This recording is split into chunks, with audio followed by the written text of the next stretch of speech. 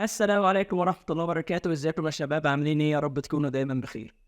هنتكلم النهارده في الفيديو عن ازاي استغل شهر 12 صح. اول حاجة، شهر 12 هو بداية الزهق والاكتئاب عند اي طالب، لان انت دلوقتي في نص السنة وشايف حاجتين ودايما بتفكر فيه. الحاجة الاولى وهي الدروس اللي انت اخدتها ونسيتها دلوقتي، وهل هتراجع عليها تاني وهيبقى في وقت ولا لا.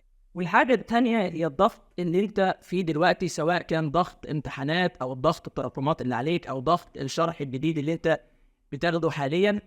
وهل فعلا هتعرف توفق بين الحاجتين وتلم القديم والجديد؟ وده كله دلوقتي بيدور جوه دماغك. فعلا انت دلوقتي في موقف صعب، وكلنا عدينا بالموقف ده في الثانوية العامة. بس المهم ان انت تقدر تطلع من الموقف ده وتعدي منه بأكبر استفادة ممكنة. المهم تقدر تعدي منه بأفضل طريقة. وقبل ما نفهم الوضع اللي احنا فيه دلوقتي، حابب اقول لك لو لسه ما اشتركتش معانا في القناة يا ريت تعمل سبسكرايب وشير الفيديو كتير عشان يوصل لطلاب كتير. الوقت ده فيه 3 حالات من الطلاب. اول حالة طالب كان بيذاكر من اول السنة وماشي تمام والدنيا تمام معاه، بس دلوقتي جه في نص السنة وحاسس اللي ذاكره كله نسيه ومش فاكر حاجة خالص.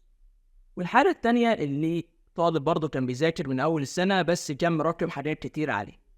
والحالة التالتة طالب لسه ما بدأش ولسه ما فتحش كتاب زي ما بيقول، ولسه ما بدأش في أي حاجة خالص.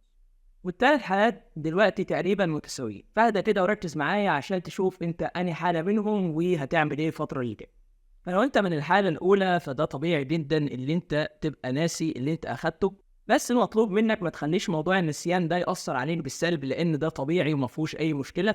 انت بس دلوقتي علشان الضغط اللي انت فيه فناسي اللي انت أخدته، بس انت بعدين لما تيجي تقرأ الكلام أو تشوفه تاني هتفتكره عادي خالص، ما فيهوش أي مشكلة. طب المفروض تعمل ايه دلوقتي؟ انت دلوقتي عندك اجازة نص السنة تقريبا، بتاخد 3 أسابيع اجازة. الاجازه دي المفروض تستغلها كويس في مذاكره القديم، مراجعه القديم في اللي انت اخدته في كل ماده، تشوف الحاجات اللي انت اخدتها وتراجع عليها. ولما ترجع من الاجازه بتاعتك تكمل في الجديد وتتنيك برضه تذاكر اول باول في الجديد.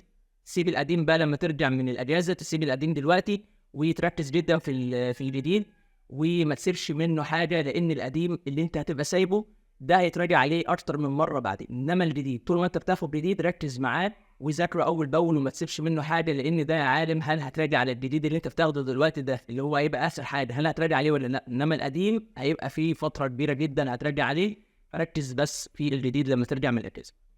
طب لو انت من الحاله الثانيه فبرضه انت في مرحله كويسه جدا، وموضوع النسيان اللي انت فيه برضه طبيعي، ما تقلقش. بالنسبه للدروس اللي انت مراكمها عليك فده انسب وقت حرفيا ان انت تخلص في اللي انت مراكمه عليك علشان تبدا بعد الاجازه، تبدا عادي من الاول خالص، اللي انت مش مراكم عليك حاجه، تبدا فايق للجديد اللي انت هتاخده. ففعلا والله ده انسب وقت تلم فيه المتراكم عليك، ما تطلعش من شهر 12 الا وانت مخلص المتراكم عليك، علشان لما ترجع تاني تبقى فايق ومركز للكلام الجديد، وما يبقاش عليك ضغط اللي انا هلم القديم ولا هلم الجديد، علشان النفسيه تبقى مستريحه وتبقى مركز وفايق للجديد. هيبقى معاك 3 أسابيع اجازه اشتغل فيهم وذاكر المتراكم عليك. وبالنسبه للفيديو التراكمات هسيب لك اللينك بتاعه في الديسكريبشن، مهم جدا تسمعه. ولو قدرت تخلص المتراكم عليك في الاجازه دي ترتاح جدا في اللي جاي وهتبقى مركز وفايق للشرح الجديد اللي انت هتاخده. طب لو انت من الحاله الثالثه فركز معايا قوي. تعال نتكلم الاول على السؤال اللي بتسالوه دايما، هل لو بدات دلوقتي الحق ولا لا؟ عايز اقول لك والله انت لو بدات دلوقتي هتلحق، لان انت لسه معاك حوالي 7 شهور في الثانويه العامه، يعني تقريبا تلتين السنه، فقدامك وقت كبير جدا تقدر تعمل فيه اللي فات. انت عارف يعني ايه الفتره دي كلها معاك 7 شهور وبتسال دلوقتي لو بدات هلحق ولا لا؟ لا هتلحق طبعا، وفي ناس كتير بدات من الوقت ده من شهر 12 نص السنه ومن بعدها كمان ولحقت وقدرت تخلص المذاكره اللي عليها وتقدر تواكب الشرح اللي هيتشرح جديد. فانت بس اهم حاجه اللي انت تبدا، ده اهم حاجه البدايه، ابدا انت بس وان شاء الله هتلحق وتقدر تلم كل اللي فايت. طب هتقول لي دلوقتي ابدا ازاي؟ هقول لك انسب طريقه من وجهه نظري ان انت في الاجازه اللي هي ال3 اسابيع ديت ذاكر فيها من الاول خالص كل ماده، تجيب شرح من اليوتيوب كل ماده انت سايبها وتجيبها من الاول خالص في ال3 اسابيع، تحاول تجيب اكبر قدر ممكن وتحاول تلم اللي تقدر عليه في المواد. ولما ترجع من الاجازه فامشي واحده واحده مع المدرس بتاعك وذاكر اول باول وما تراكمش حاجه تانية. خلاص ابدا في الجديد وما تسيبش عليك حاجه منه، واللي هيبقى فايتك هيبقى امره سهل شويه، هيبقى جزء بسيط من اللي فايتك لسه معاك. بس المراجعات هتقدر تلم الجزء اللي هيبقى فايتك ده، تلمه كويس جدا وهتقدر تخلصه ان شاء الله في المراجعات. بجد الناس اللي لسه ما بدأتش ده انسب وقت ليكم، الوقت لسه معاك. الحق نفسك دلوقتي، ما تخليش الشيطان يلعب معاك لعبة اللي ذاكر خلاص. لا، لسه قدامك وقت تقدر تحصل كتير من اللي فايتك.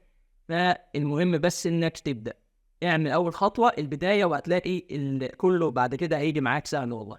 وبكده نكون خلصنا فيديو النهاردة. يا رب كل واحد منكم يكون عارف دلوقتي هو فين والمفروض يعمل ايه الفترة الجاية، ويكون استفاد معانا في الفيديو. وطبعا حابب اقولك لو لسه مشتركتش معانا في القناه انزل اعمل سبسكرايب وشير للفيديو، شير كتير على قد ما تقدر. شكرا، الفيديو جاي على خير.